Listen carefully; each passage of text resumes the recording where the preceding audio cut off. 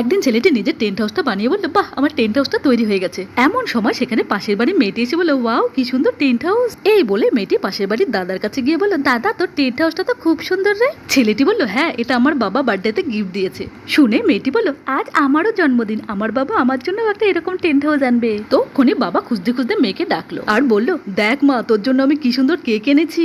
মেয়ে বললো, আমার কেক চাই না বাবা, আমার তো এমন টেন্ট হাউস চাই। বাবা বললো, আমি তো কেক কিনে ফেলেছি, এখন টেন্ট হাউস কোত্থেকে আনবো। শুনেই মেয়ে বায়না ধরলো, না না না আমার তো চাই। হ্যাঁ এই বলে মাটিতে বসে পড়লো। বাবা কি জ্বালাতন। এরপর সামনে তাকাতেই বাবার মাথায় বুদ্ধি এলো। বললো, চল মা আমি তোকে টেন্ট হাউস বানিয়ে দিচ্ছি। এই বলে বাবা কাঠ, বিছানার চাদর এই সমস্ত দিয়ে মেয়ের জন্য একটা টেন্ট হাউস বানিয়ে দিল আর বললো, দেখ কি সুন্দর টেন্ট হাউস রেডি। লক্ষ্মী মেয়ে এতেই বড্ড খুশি।